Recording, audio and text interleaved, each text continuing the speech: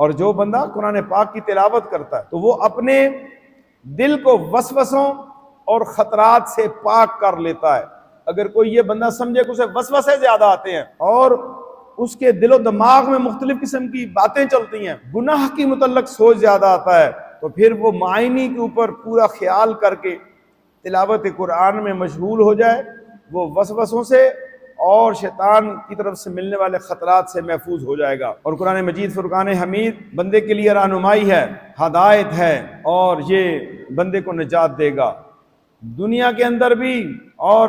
قبر کے اندر اور میدان حشر کے اندر قرآن مجید ساتھ ساتھ رہے گا۔ تو آئیے ہم قرآن پاک کو اپنا رہنما بنا لیں، اپنا راہبر بنا لیں۔ حضرت عبداللہ ابن مسعود رضی اللہ تعالیٰ عنہ سے روایت ہے کہ قرآن سفارش کرنے والا ہے اور اس کی سفارش کی مقبولیت تصدیق شدہ ہے،